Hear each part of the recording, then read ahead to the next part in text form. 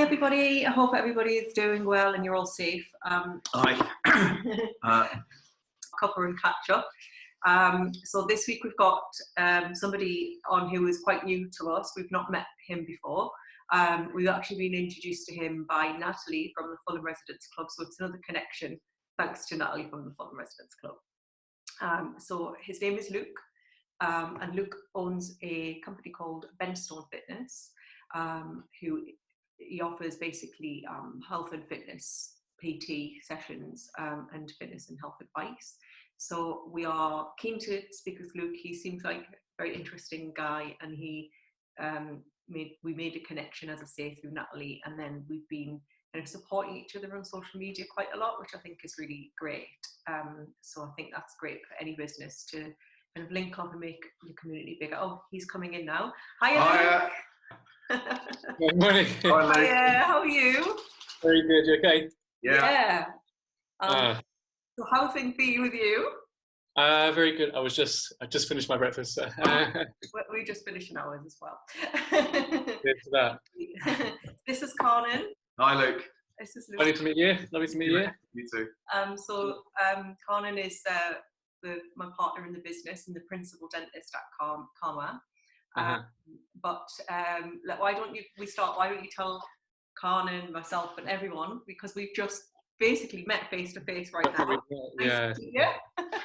We've been online for ages, so it's nice to meet you. But why don't you tell us a bit about yourself and the business and what you do? The question about me. I never do well with this one. I suppose I've been a personal trainer for 10 years now. I first started in a leisure centre, working with lots of different people. It's quite fun, quite interesting. I didn't take it as seriously then because I just played sport and thought it was kind of a side job. But then I kind of got prompted to go to university and test my brains a little bit and my resilience. And I found out there's a lot more to it than I actually thought there was. And I found there's this graph I've seen. It's like the more you learn, the less you know. So I've just kind of got hooked into that and dealing with a lot of people. I think my most recent job was with a personal training company in Highgate. I don't know if you know Highgate, yeah. So I was there for a year after university, and just decided to go on my own. It seemed a bit political everywhere else, so I was like, okay, let's do this by myself. Start from nothing. Being quite tough, but then it kind of like you get a bit of momentum and you go. If that answers your question. That's a fair point. I think we were climbing up that ladder as well, weren't we, for a long time before we started to feel like the business was starting to really gel for us, and then you get to a point suddenly where you go, okay, I think it's starting to work. Yeah, exactly that. Yeah. It's a nice I think momentum is what carries it. Yeah. So I just want to ask a couple of questions first off. I think a lot of people are thinking about their health and fitness now, especially getting fit, because it seems to make sense if you're at home anyway to do something about it. So how has your kind of industry and your job, I guess, business changed since lockdown? Industry, it seems like everybody's just gone, oh crap, let's just get excited, let's just throw everything out there, let's just see what bites. And if you go on your social media, you'll probably see it maybe like 8 a.m, 10 a.m, 6 p.m, that the live stream just goes like and I think it's everybody just going, I need to get something going, I want to help people, I need to get some business, I'm quite nervous, but it is what it is. So I think the industry is in a good place, and I think it will be even in a better place after this pandemic's over. So in my business, my priority has been to look after the clients I have, because it's always been quite difficult to get new leads and get people engaging with me and build a trust. So it's even harder now to get their trust. So my priority now is just to get the clients I have and make sure they are looked after properly. Yeah. And if something comes in, then I'm more than happy to take them on. But I wouldn't say it's been a bit easier, but I think it's been a bit tougher in terms of busyness. I found that the days are just gone now. Whereas before I'd have like 3 or 4 hours in the night where I can just chill out and whatever. But I feel like I'm on from 7 till 9 p.m. Well, Luke, I've had personal trainers in the past, and I've always been always been amazed by you guys, because how you'll see me for an hour, and you've had a person before me, and then there's a person after me, and then you'd be there for another 5 hours. How you've maintained that motivation and that energy and that smile and everything that lifts people up when they just cannot carry on. I don't know how you guys do it. So, is there a trick that you guys are taught that, or that gives you? It's incredible. It's incredible, Luke. I don't know, because after that 1 hour, I'm dead. So how do you do it? Yeah, how do you do that and be like? I can see from you, first time I met you, you're a happy, smiley guy, and that's going to be infectious for your clients. That's a camera. I think you might have a similar feeling, because I'm sure as a dentist you might have people coming in regularly, and like if there's someone like me, I'm so scared of the dentist, and I'm not afraid to admit it. But you kind of you sense the feeling, and you kind of drill it in. It's like the routine. If we talk about routine, is you practice it, it kind of becomes second nature to you, just to make someone feel comfortable. And you can spot the signs a lot earlier, and it doesn't take as much energy. And what I've done in the past is, like you said, you've had that back-to-back hours of I think my most was like 9 hours in a day of just back-to-back, no breaks, run from two or three sites. Wow. And I think it was tough. It was very, very tiring. But I think the mistake a lot of PTs make there is that they will chase the hours rather than chase quality. I saw the quality of the sessions by the end of the day. I was absolutely exhausted. And the quality of the session just wasn't great. They got the exercise done, but I didn't feel like I was present. So then something that I started to employ was, okay, I need to have a 15-minute break in between each client just to go to the bathroom, throw some water in my face, maybe grab a little snack. So then my belly's not grumbling, I'm not thinking elsewhere. I can be present at that moment. Yeah, I think like you're right. When I have patients back to back, you've got a root canal, and then that's just exhausted you, because it's been very technical, and you don't want to cause the patient any pain, and then you're explaining the thing, and it's just, and then you've got to quickly switch over to a patient needs an extraction, or that. It is that, but something about what you guys do is it's physically. Well, yeah. Ours is physical, but you guys are another level, and also there's a lot of times that I'm working. I don't need the patient's involvement. They are lying there, and I'm in that zone. Whereas you have to keep. It's a massive compliment to you guys. When I did have downtime, it was serious downtime. I would make sure that I am getting enough sleep. I would make sure that my phone's not looked at for the next 2 hours before bed, and then I would make sure I would have a day in a week where I would talk to friends, or just go and meet them, do things I like to do. Because if I'm not happy, the people outside of me are going to feel that. So on the other side, how do you? Because I think I got out of exercise. I used to exercise 6 days a week religiously. I loved exercise, and then I got out of it because I let work get on top of me, and then I had to drag myself back out of it and get motivated. And it took me quite a long time before I got back to where I am now, where I'm working out almost every day again. But it takes a lot of mental kind of application to get yourself to that point. Like, what can you do? What would you suggest to somebody who might be where I was stuck in a rut and just kind of going, oh, I can't exercise because I've got too much to do, I've got a goal here, I've got to do that, I don't have time, or whatever the excuse might be. I've got a bit of a headache, I'm not going to do it. What would you say to somebody to help them get more motivated to do it? It's a big one. I think even before this coronavirus thing started, it was quite tough to find yourself in a routine where you can maintain it. But even now, I think the biggest issue we have now, as much as it might sound a bit tree huggy and stuff, is self-compassion. Like, if you need a day off, take it. But if you find yourself taking 7 days off, you're probably being a bit soft. You might need to just give yourself a kick up the bum. And I think motivation generally is quite overrated. Like, you do need a little buzz to get you going. It's like having a coffee in the morning. You might just have that to get you up. But the real gritty stuff is discipline, that you just got to have it in. But if you're saying you've done 6 days a week before, me, I barely do 3. I don't do it anymore. I didn't have a life when I did that, Luke. I didn't have a life. I was working almost mad. Especially at a full-time job, right? Yeah, I was close. I was working quite far away in Uxbridge, and I was living in East London, and I was Oh. back every day, and I would get home by 8 p.m. I would stick my workout gear on, work out while my food was in the oven, work out for an hour, eat my food, and go to bed. And that was my life. The problem there is monotony. Is that the word? Not any boredom, but yeah. Yeah, it becomes quite monotonous, and you just don't enjoy it anymore. You've done 6 days a week of training. It's just too much. Yeah. You've got to have something in your diary. You've got to put at least, let's do one session this week and make sure it's a good one. And then next week I want to do 2. But it's got to be in your diary, because otherwise like you will move things in front of that. It won't become a priority. I probably would reduce the intent. What I'm seeing now is a lot of people are doing a lot of classes during the day, and they are all high intensity.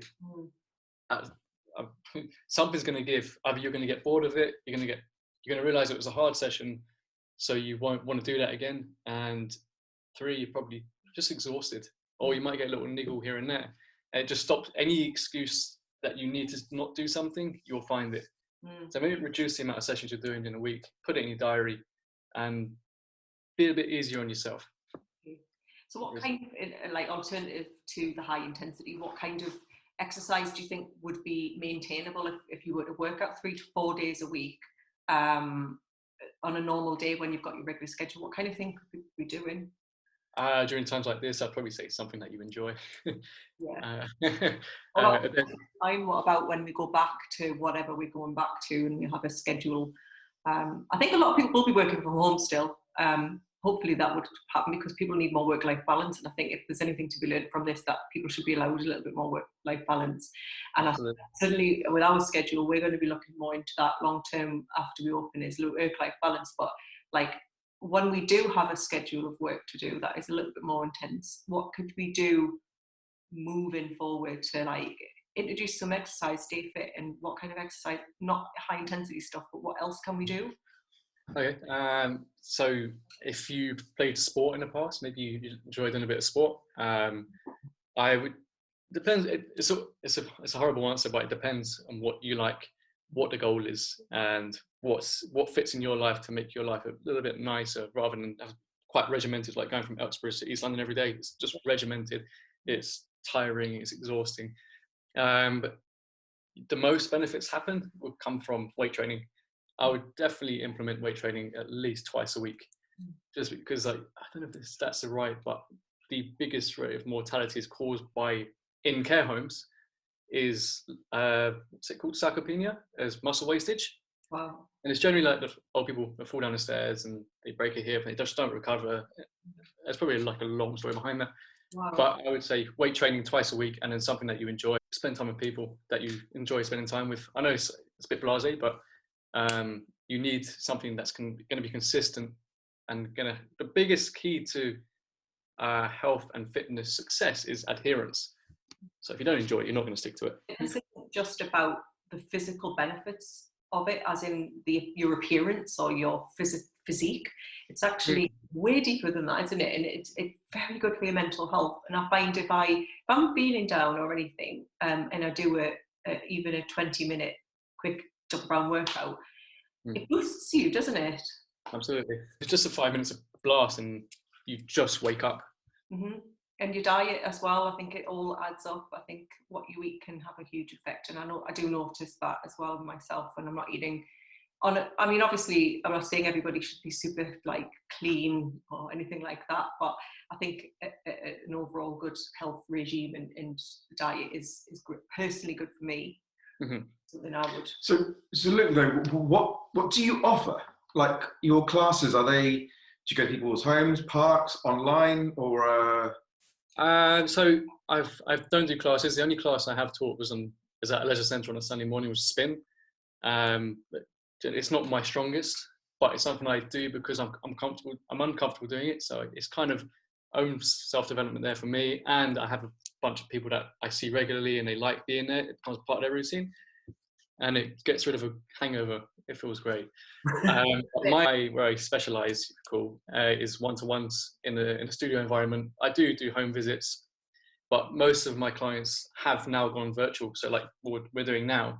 Yeah. And the only downside to a virtual call is that it becomes a lot harder for me to change something, like a position, just verbally, and I've had to improve that so much, just so I say something and they're like, oh, okay, now I feel it. But I've got an online app that I use for other clients that are just like a program, and then I'll check in on a daily basis and have like a weekly check-in to make sure they're up to their targets and they're on track. And just literally I send an exercise group and then they're like, done it. That's great. So this app, is it a generic one or one that you've helped to create? Or? Oh no, I'm not that technical. Did you have any questions that you wanted to ask? Or? Yeah, I appreciate that. First of all, your hair looks great, Carmen. You've done a very good job there. Are you taking the air? I actually cut that. She cut it, right? And I cut my own hair as well. She cut it. It actually looks really good. Well, no, I made a mistake.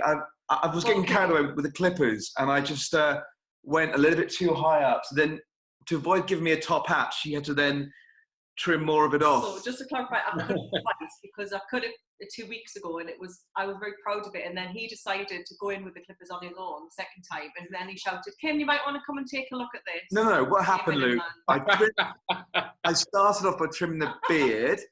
And then I got carried away and went up further up there. So I thought, that's just quite easy. And then I was thinking too much. And I called out for the emergency services, and she had to kind of rectify my mistakes. Because things like this with COVID and the lockdown, one of the things I've been like able to do is to grow a beard. Because normally when I work, I don't want to look messy. Mm-hmm. You've got to kind of put out a professional look. So I can now go back to work if I carried with it already there, with it grown. There's no transition phase. So that's been good. But going on the health and gym side, we live in Putney, and Pure Gym is. Oh, you do? Yeah, it's less than 5 minutes away. However, the thought of waking up, getting changed, walking to the gym, doing whatever over there, coming back, getting changed, going to work, shower, it's pathetic. It's really, really pathetic. But it's enough negativity to put me off from going out. So I've been looking at online gym videos and that, and I think it's a fantastic way to be able to, like, I'm getting up now, doing a 20-minute exercise, doing that, done, shower, and my day starts. I think that's great. I think a part of that is the stuff I put out is generally just not hit stuff, just because there's a lot of it going on, and the content I'm trying to provide is bridge a gap between the science, I won't swear, the science guys and then the guys that don't really know too much, and I'm trying to bridge a gap so all the fancy words and stuff becomes a lot simpler for you to understand. And a lot of the stuff I'm doing is, if you've done too much, now take a break and focus on the exercise that I'm providing you, just so you get a little bit more benefits than actually just blasting. You have a bit more focus to what you're up to. And if you notice that you're getting a bit of shoulder pain in your press up, there's a video I've put up. It's just very small movements, but it's correcting your position of a press up. That's good. Just bridge the gap. That's really good, yeah, because I think there is a lot of, actually I've noticed when I'm doing a lot of online workouts that if something doesn't feel right, I don't know how to correct it, so that's quite handy. Yeah. I don't think I'm doing this right because I can't feel it in my leg, and I'm getting a bit of pain, so that's good. Sorry, that's our dog. You think what's barking from the ground? It's our dog. It's Sorry. Oh, hello. He's called Barry, Luke. He's called Barry. Oh, good name. Where did that come from? Our friend is our lab technician who creates all our crowns and bridges, and we promised he's a great guy. A dog, we call it Barry. Yeah, he's a great guy, so I wanted to give him his name. He's a Battersea dog as well, so. Oh, nice. Rescue dog, so. I don't know how you go. Yeah, you probably went in there. I was like, I have to take one now. I went there before to visit. Yeah, we pretty much went in to donate and then came out after about 3 hours. Begging us a dog and getting a dog. So that was an unexpected but very happy day in our life. Sorry, we were meant to be asking you questions. You asking us questions. So I want to return the question on you. Is so how has it changed for you? Because clearly your work is like, you've got to be in someone's mouth. Yeah. You can't be in anybody's mouth at the moment. So how are you dealing with patients? Is it still active? Is it still open? It's been terrible. It's been terrible because twofold. One is that you are supposed to be providing care for your patients, and especially when they're in pain. Tooth pain is comparable, they say, to childbirth. Obviously, I don't know, but it's meant to be really, yeah, it can be very, very severe. It's very important to you to make sure you're giving them that care. So once that goes up, you have patients who are thinking, where do we go? Where do we go? Because we're told we can't see them on face to face. And but we do keep in contact with our patients. So whether it's through this type of media or our phones are manned 9 to 5 every day, and if anyone calls up, yeah, or emails, we will get back to them on that day and respond to, and wherever we can do, we'll do. It is. But the second thing is, we're a dental business and we need an income. What you're thinking there. So it's all well and good. It is, you know, what we need to do, being locked down is important, but we need to come back to business at the end of it. It's a headache because you've worked so hard to build this business up, and there is that feeling that a number of practices could go under because there is no income. They have no savings. Yeah. So like, you guys are tough. Me, I'm by myself. I don't have a business to pay for. Like, I don't have rent space to pay for. So for guys like you that have taken a business and taken on space, like Matt, I'll take it off, but the hair is terrible. But you know something, Luke? I'll say this to me. We had the business for 14 years. I'm really, really proud of it. Got a lovely kind of reputation, I think, and patients are amazing, amazing people there. We had booked to have a refurb of our clinical rooms and our sterilisation rooms. And just put new chairs in, new cabinets, new flooring, and just make it look much better, more modern, and just to improve the patient experience. So that was meant to start this month. But when lockdown happened, I asked them to bring it forward. So at least when we get back to work, we return to work, it's going to be in a relatively new surgery. And I'm really looking forward to that. So hopefully, and incorporating features within the business to help with this COVID, like extractor fans or a decontamination room that can deal better with virus flow, all these things. So but I think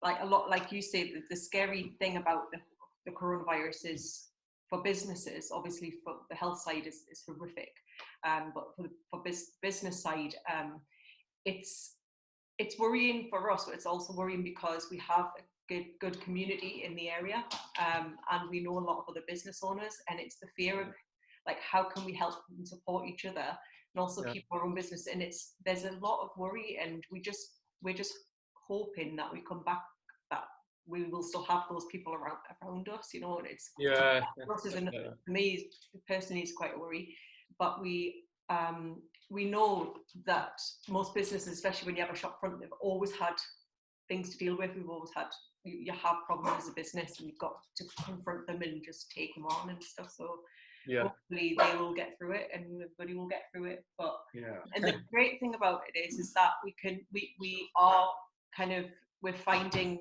positives in it, and we're finding ways that, like, actually we could take advantage of this situation, and we're having a refurb, and that's going to mean that the surgeries are going to be really clean and hygienic and a lot more friendly in terms of any things we need to consider about coronavirus. This dog choosing his day to be. I mean, good thing. Besides all the tragedies and stuff like that, it's an opportunity. It's something to. I don't know about you, but I've been in contact with a lot more people than I would have before, and I make time to talk to them, and I don't usually miss stuff, but I kind of miss, like, just small things, like having a cup of tea with my nan and just talking about something that she's spoken about a million times already, but it's just that, you know, I think. But I think everything's going to be okay in the end. It always will be. But, Absolutely. But it's either you either make something happen now, or you just sit and mope about it forever. We're 8 weeks in now, so I find everyone's different, but it's kind of like you've had a bit of time to sit with it and feel it. It's either you're either going to carry on like that, or you've got to make stuff happen. And it's going to give rise to some really creative kind of entrepreneurs now, because I guess a lot of people, the word entrepreneur for me is really overused. I think it's just banded around. I'm an entrepreneur. Anyone with a website is an entrepreneur. Okay, And I don't mean to put anybody down, because anyone who starts anything up, good for them, and it's a hard thing to do. But now we've got to take those entrepreneurial skills and we've all got to put them to some use and actually now move forward with it, because that's what being an entrepreneur is about. It's about saying, hey, I'm not going to let this stop me. I'm going to see it as a little challenge and I'm going to fight with it. And I'm going to say, hey, you know what? I can do this. And then we're going to see some very clever people come to the front and say, look what I've created for you guys. I'm going to make your business easier. So I think, especially in dentistry, we're already seeing people trying to innovate the technology, the way that we see our patients, visual, virtual stuff. That's interesting. And there was, even before this happened, there was some very clever people coming up with like virtual consultation methods for scanning your own teeth at home so the dentist can see you and consult. So there's a lot already out there, and we're also going to see a lot more. So I think it's going to be an interesting time for technology, and see how that's going to translate into many businesses who weren't technology based and how they're going to become more technology based. But yeah, so that's what I'm excited about. I think there's more to come. I think we're about to see a new age of the digital side of everything, and entrepreneurs who really are seeing opportunity. I hate the word entrepreneur, and I've said it about 20 times now. It is what it is. Sometimes it is what it is. I'm definitely interested how you would do consultations via video call. Like for me, I can just say do this, do that, whereas you've got to be quite. Have you had anybody you've had to see via video call? Not by video call, but you've seen a lot over. No, I've spoken to a lot of patients on the phone, and I'm not great in front of this, to be honest. I find it, I just find you're very easy to talk to. So I just find this medium not something that, I don't find an ezy medium for me to communicate to people. So, I'm with you on that. I don't like public speaking. I don't like talking in front of people. I don't like being in camera. I hate it. Thanks for joining us then. You guys are cool. Very, very easy to go on with, but it's just... I have to say, I've noticed Conan is way more of a shell on this video than he has been on some of the Oh, really? He's finally starting to get the hang of talking in front of a camera and forgetting he's on a camera. Yeah, so with a patient or potential patient, it's a bit more... You've got to be a bit more professional about things, and they come and seek you professional advice, not for a chat. Yeah. So I think, whereas one-to-one, face-to-face, then I'm absolutely confident. I know what I need to do to reassure them and explain everything. So that's just But I think it's something that everyone is going to have to start veering towards and getting used to it, especially because. For a lot of dental consultations in the beginning stages, they are conversations. They're generally what are you worried about and that kind of thing. A lot of the time, unless it's pain related or there's a specific problem, a chip, for example, a lot of the conversations that are having in the dental practice could happen in this way, and it would save a lot of chair time, because if things go the way we think they are, then there could be quite a delay in terms of how many patients we could see, and we may have to spread patients out when we come back, just because of the cleanliness side of it and infection control side of it. So we might have to do it as sooner than we realise, but then we might realise that actually there's a good way of doing things here, where the patient actually, for the first portion of their appointment, doesn't need to come in. They can do it from the comfort of their own home, where a practitioner can just give them a quick 10-minute conversation. So who knows what we're going to do. But this is, as we said earlier, this is the exciting part of it. I know it's been forced on us, but it is what it is. It's what we've got, and it's exciting to think that we could be in 12 months' time completely different. Absolutely, isn't it? So someone did say, Luke, I read it in one of our dental blogs yesterday, and it's like someone had said, we're all in the same boat, and someone had said, no, we're all in the same storm, but on a different boat. Yeah. So I don't know, but I thought it was a really good, is it allegory or imagery of what we're going through? Like, we can all say that, but some people have better resources than others. Some people have a better state of, mindset and how to deal with it, and but the storm is the same. This virus affects everybody. It's how we come out of it is the Yeah. It's a big question. A lot of truth in that, in terms of everybody's in a different. But the one thing that is the same is that we all have a community, and I think what's really important, especially now, is that we remember that even though we're in London, and sometimes you forget that you have neighbours, because most of us don't talk to each other in London, which is so alien to me from where I'm from. We do have a community, and where I come from, community is really important, and you speak to your neighbours all the time, and it's a normal thing, and I guess it's the same for where you're from in Reading. But when you come into the city, it's not. Okay, well. No, not at all. Okay, well, but where I come from, you say hi, you wave from your houses, you do all that, and we can still have that here. But I know it's not going to be the same, but at least in terms of business to business, we can all look out for each other and help each other. And I think it's so important, especially now that we are making these connections online, when we're meeting in person, although it's virtual. But when this is over, to have developed and strengthened your contacts in your community within your fellow businesses, so that when we come back, we can say, hey, I know a great personal trainer. It's Luke. Yes. You will go to him. He's a lovely guy. You know him now. Because businesses are just names until you know the people, and you get to know the people. Something that from all the other videos, and also just having all of these nice little chats that we're having with businesses online at the moment, it's inspiring me to think that we need to continue that and just make connections, and real connections, true connections, not just adding people on LinkedIn and never talk to them again. That LinkedIn was the original way of doing it, and it's dead now because it's overused and it's been saturated with inundated invites. We need real connections now. I think I agree with you. I think when I first came into Fulham I've always lived in Putney. I live in Putney. I don't know how close you are to me. I've always lived in Putney. But yeah, I think back to the community stuff. Like when I first came into Fulham for business, I came from absolutely zero.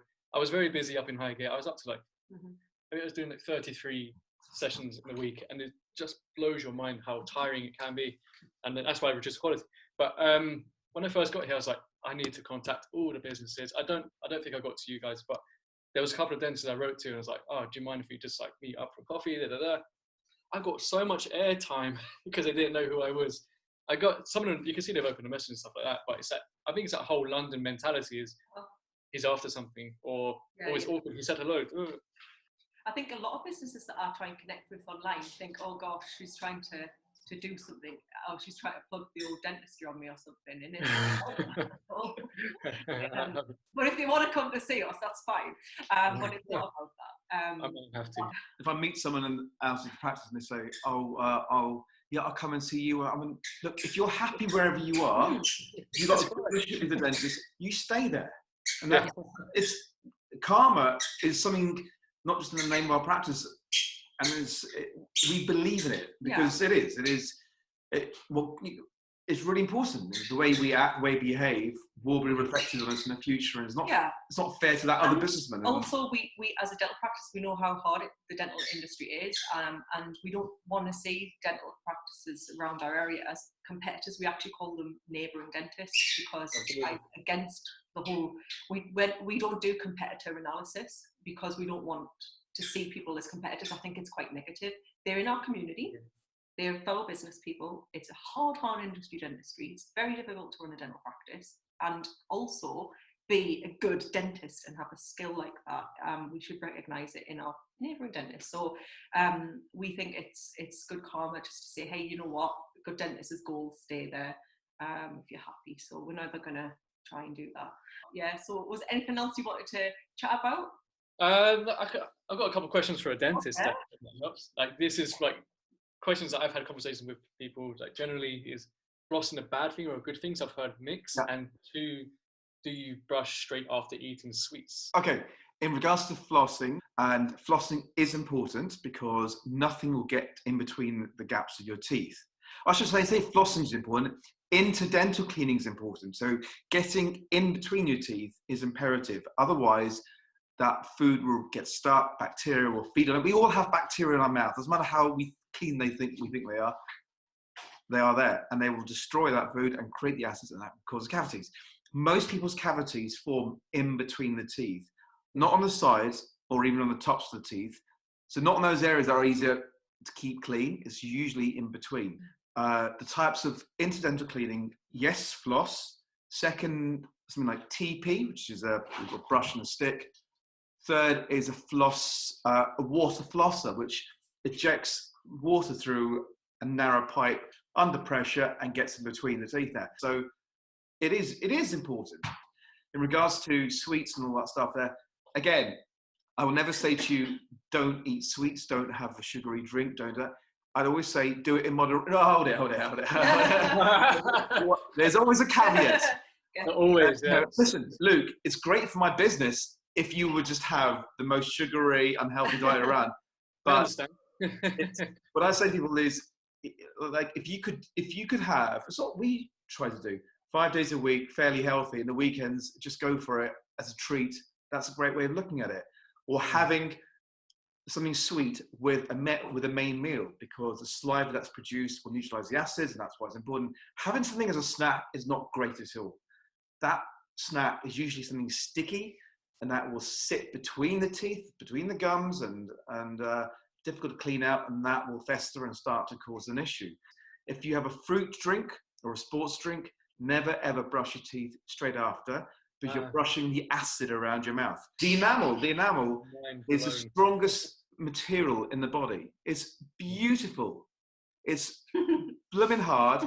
It is, and it's been crafted. Like, I love the aesthetics of people's teeth. I've done a year-long cosmetic training, and I find the way people's teeth look, it's unique to them, and I think it's gorgeous. Now, when we start eating or brushing improperly, it affects the shape, the color, the porosity, and then it starts to weaken. It's a downward slide. So whatever we can do to delay that from happening, the better. So enjoy yourself. Enjoy it. Go for it. But just put it, as I said, 5 days a week, for example, healthy, weekend, go for it, done. But never ever brush after something acidic. Actually, now you got me on the topic, because you're gonna have to tell people to get their notepads out. No, another very cheap, quick, but highly successful way to protect your teeth is not to rinse after you brush. So you brush your teeth with a fluoride toothpaste, which they all are. Any toothpaste with fluoride, I think there's been a lot of marketing about certain toothpaste and what they can do, and a lot of it's hogwash. I really do not care for that. But after you brush, spit out the excess, do not rinse, go straight to bed. And that will leave a coating of fluoride, which will strengthen your teeth, make them less sensitive in the future. Yeah. Well, from a dental point of view, no. It's equally bad. We've got some good, I mean, it's a good discussion here, Like, mate, you've got me on it again. So, like, don't start me off, because I go on the other way. these sports drinks, Luke, Luke say, like, when you're exercising, your mouth's pH becomes more acidic, our saliva rate drops, and if we then have a sugary drink, it makes that mouth environment a breeding ground for more bacteria and more damage to our teeth. So when you're exercising, yes, stick to water, absolutely. Like, we have cyclists to come and see as patients, and fit, healthy young people who needed several fillings, and I've tried to work out what the issue was, and eventually was that they were cyclists who were on their Lucozade Sports or the sugar gels you'd have, and also when they're working in a clenched position, like when they're cycling in a clenched position, they're grinding their teeth at the same time. So it's a combination of things going on there. I just want to have a little discussion about this. So you mentioned, like, have it really, really healthy and great on the week, and on the weekend you just do what you want to do. Well, yeah, within reason. I don't want to just say start chewing on. Yeah, letting go. But yeah, just have a few treats for yourself, and right. In my words, or on the other side of things, is that you can do that. I think it's a great idea, because in terms of weight management, if someone's primary goal is weight management, you can like account for certain days. Like you can have like low, if you've got a set point calories per day, you can have less on one day, you can have more on the other day, and then like whatever. But as long as it averages at the end of the week has the same amount, if I want to go that way, it all becomes the same number. But generally, I've tried to avoid labeling things as good and bad and healthy and unhealthy, because a lot of people tend to develop some sort of other eating disorders in the long run. And then they've even like something as complex as orthorexia. Orthorexia is like, do you know what orthorexia is? No. My clear definition isn't 100%, but it's generally people that will go to a restaurant, they're very healthy, they look very good, they eat very good, and they're very organized with their eating, but it becomes quite obsessive. And then their social occasions, like going to restaurants with friends and stuff, become a negative experience, because that menu doesn't have what they're used to. And it might have something that has a bit of sauce on, and they just won't eat it because it doesn't fit their diet, and it becomes the healthy becomes unhealthy. And so Instagram's great for it. Like there's a lot of stuff you see on there is just not real. It's incredible, actually. I as you know, I blog. Yeah. Your page is brilliant, by the way. I don't know anything about veganism, but your food I'm a home cook. I'm not a chef, right? And I'm definitely not a nutritionist. However, I do get asked all the time about nutrition, and I have to say to people, be careful who you're asking advice from, because I don't know anything about what you're asking me, and I could tell you something and make you really ill, or I could make you believe something that subsequently gives them an eating disorder. It's so dangerous.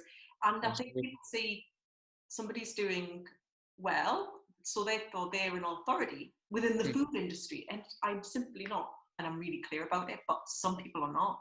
Exactly. It's quite refreshing to hear, actually. Like some people will come to me sometimes like, "Oh, you're so lean." Mine's genetics. It's not because I've been to the gym 7 days a week. My family are like very skinny and lean. I'd rather they work with, and I will say, I think it's better to work with someone who is a qualified person within the health industry, because I'm not in the right place to offer anyone health advice that could potentially make them follow a regime or something that I'm very uncomfortable with it. I don't like promoting diet culture. Yes.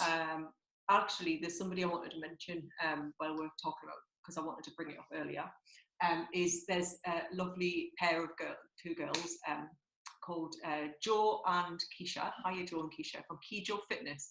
They're in the community. Yes. You might have seen them around, and they do leggings, right? Fitness wear, yes, for women, and I think they've started the menswear as well. So I just wanted to bring them up, because I thought it would be nice to shout them out, since talking to somebody who is a personal trainer. That there's a really lovely brand out there, and they're so lovely and really just decent people that I think they really deserve a shout out. So I'll put the link underneath. I would definitely plug it. Yeah, really good stuff, very good quality. So yeah. So we have to go. No. I'll tell you why, Luke. Just get a message. There's a webinar at 11 o'clock about a dental legal person talking about when we can go back to work. But this is the one that I really need to watch there. Could you just? Yeah, I think we'll sign off here, I guess.